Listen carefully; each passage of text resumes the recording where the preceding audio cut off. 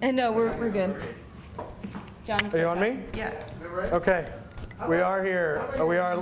Here, We're interacting, and we are enjoying the fun of our production. Now we've got a moment where we're gonna try. I'm gonna get as close to you guys as possible. Here we go. And I'm gonna actually interact with you guys via the stick mic.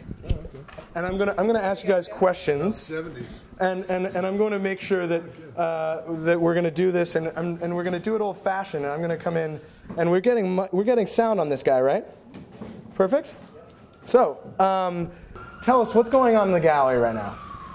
Well, we put together this idea called Makeig, and the idea, and it's a very simple idea that visual artists often are sequestered away in their own studios doing their own thing.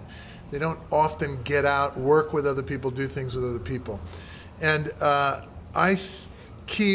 for a long time, I've thought of my own practice in a kind of a musical manner, that I'm making, I do a lot of stuff with computers and things like that, and there's something about the keyboard and playing the keyboard and doing the thing.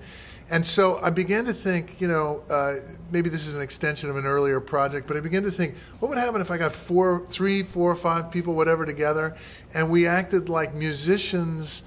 Our structure was more like musicians, but we continued to do the action of making art. And basically have a kind of a conversation is maybe a little bit too, not quite the right word, but we had a jam session, right? And so Robert Gero and Prem Makeig and Matt West all agreed to do it. There's a sort of multi-generational thing. There's from youth to old age. Of course, I'm the oldest of the group. And at the same time, we're getting together in the studio and just making work together and just playing it.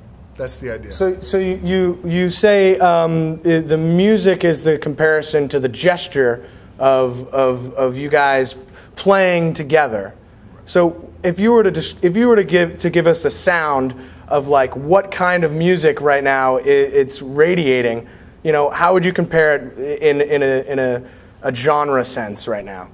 I would say it's electronica, because here you have the cut up and the mix. You have individual pieces that get woven together. Sometimes they stand on their own autonomously, and other times they're completely inseparable.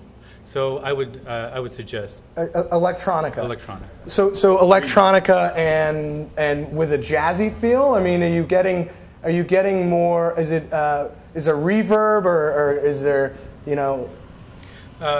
I think we pump up the bass and the reverb. Sure, yeah. So bass and the reverb. See, I would say I think it's true. I think it's true. There's electronica, but I think there's maybe a dub component because we're doing this thing and they're sort of repeating it, filtering it, and repeating it. But I also think there's no question that there's sort of more of a street. We're here on the street. The Makeig is this fishbowl, right? And that there's kind of a public presence. Electronica still is a little studio. Well, I was thinking more in terms of how it's played out by DJs in these clubs. So they're actually mixing and making there from different kinds of pieces, and sometimes you have 2 or 3 of them together, kind of almost like a jazz artist would be, playing together, soloing and jamming. You have the DJs doing it. So but I agree. There is a deeper interactivity to it than isolation in a studio, and that's the whole point exactly here. Now, my question has to do with your creative and collaborative nature within the group. Are there people within your team that tend to do a lot of solos? Right now, we're all doing solos. Is it just hitting pots and pans together to make noise, or is it? Is everyone as accomplished in their own field that they are able to complement each other, or do you find that there is a conflict? It seems to me that there are people working separately and doing their own thing. But what happens is when you put 4 artists together, and specifically in this case, is that it begins slowly, and so at first there are a series of leakages and a kind of flowing out. Then there's a cross informing, and then there's a kind of seeding and growing and development. So we're at a stage now that we're starting to cross inform and cross fertilize. So it can have still the look of identifiable individual works, but we're starting to see some things starting to form together and crystallize together. Yeah, I would say that in a certain interesting thing is that each time I come to the space, the first thing that happens is I scan the space for anything that's changed, for what's new, right? And then I begin to sort of locate myself.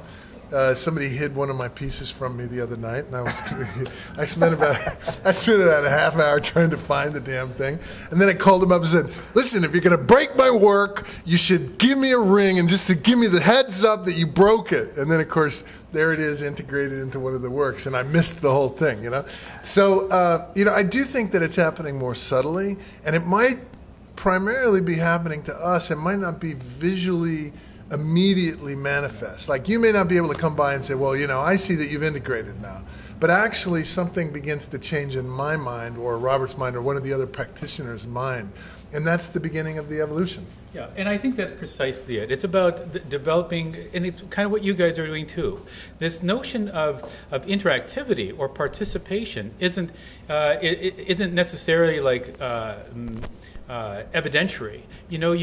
It happens through consciousness and through perception. So it's the way we start thinking about things differently, the way we feel about things differently, and that happens first. Later on, there's going to be manifestations empirically of all kinds, but it begins with this sort of attitude, perception, and consciousness. And so we're doing that now, and so it's perhaps more on an abstract level. You are starting to see, as I said, some crystallizations of it manifest visually. But it's absolutely happening in terms of how we're interacting and thinking about things. And we'll see how that develops.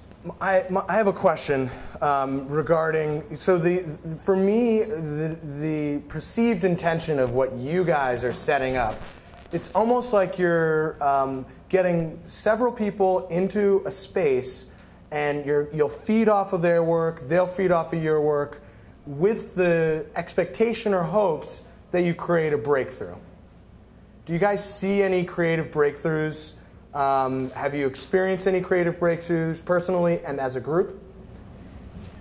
Well, I would resist the language of breakthrough because it seems to me it's more like a flow. This idea of flows maybe are more interesting. So things flow together as opposed to breaking through. I suppose at some level when things build up, like in psychoanalysis, then all of a sudden there's a break of the dam, and everything gets revealed. But in this case, I'm not sure there's anything that's going to be revealed in that way.